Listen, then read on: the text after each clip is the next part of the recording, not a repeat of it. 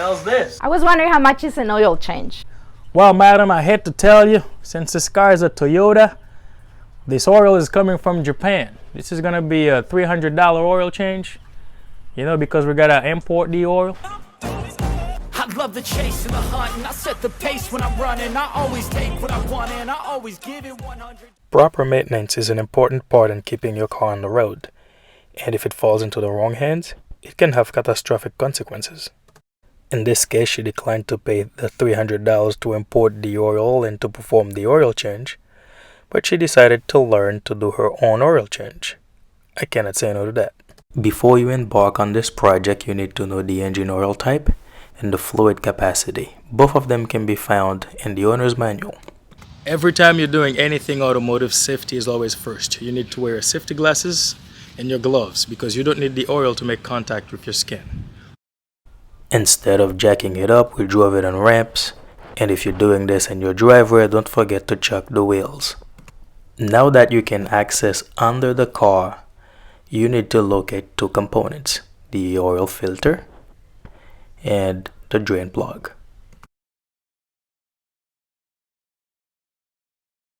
Before draining the oil, you need to allow the engine to breathe by removing the filler cap. Make sure you're on the engine side, not the transmission side. Trust me, you don't want to drain your transmission fluid by mistake.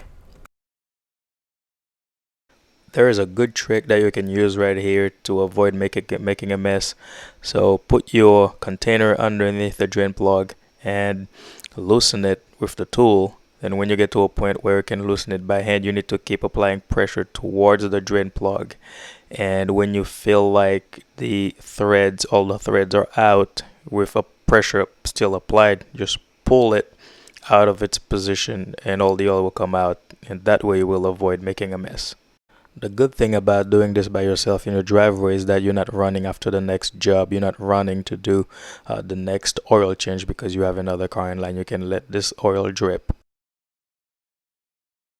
After the oil is completely drained, make sure you snug the drain plug back in.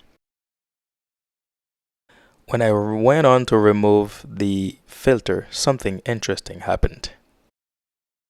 Got it. This thing's hard. Did it break?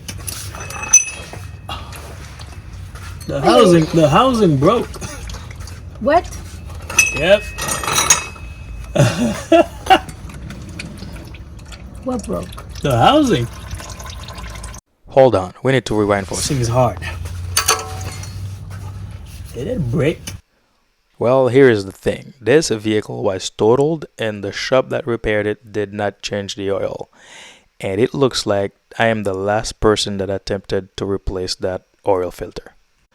I did more work, obviously, than a simple oil change. I had to break the housing with a flathead screwdriver, and I bought a replacement, a Dorman replacement. This one is all metal. It's better quality in my opinion instead of hard plastic. Unfortunately, these things happen in the automotive world. The difference is how you respond to it. Now that I'm ready to install the filter, it's always good practice to lube the seal. Whichever kind of filter that you're using, you need to lube the seal of that filter before installation. Another thing is that just go ahead and buy original filter. Don't buy something cheap and lose a motor over it. Just go to the dealership and buy the original filter for your vehicle and install it. So this one is a cartridge filter. I need to use the tool to be able to tighten it, but if you are using a different kind of metal housing, a non-cartridge filter pretty much, you would have to just screw it by hand. But this one right here, I had to use the Toyota tool and go ahead and tighten it with the tool. Just snug it. Remember that you tighten a stainless steel oil filter by hand. As I said before, whenever you're doing this by yourself, you have time to bond with your car. You have time, and I'm doing some cleaning right now that it needed.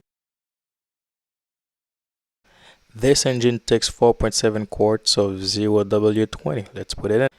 Remember to not overfill your engine. That's not a good thing. In most places, you're going to be able to buy a 5-quart jug like this one right here.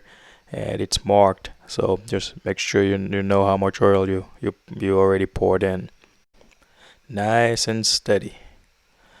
Now after you feel like you reach your capacity, just do a visual inspection and check to see if you are there, and once you're there you need to check your fluid capacity. Now check your fluid level. On the dipstick there are 2 marks in this case, and the fluid should be in between the 2 marks and closest to the one that's on top. After verifying the oil level is correct, start the engine to fill up the oil filter. Then check the oil level again to make sure that the oil level is right. Modern cars have a reset procedure, and it's going to be different depending on make and model, and this is the procedure for this RAV4 I'm working on. Check your owner's manual to see which procedure that applies to you, and you no longer need a sticker on the windshield to tell you when to do your next oil change. This is monitored by the vehicle, and the vehicle will tell you when maintenance is due. Dispose of the oil accordingly. Take it to an O'Reilly Auto Parts or AutoZone. Well, this is it for this one. Thank you very much for watching, and I'll see you in the next video. Bye bye.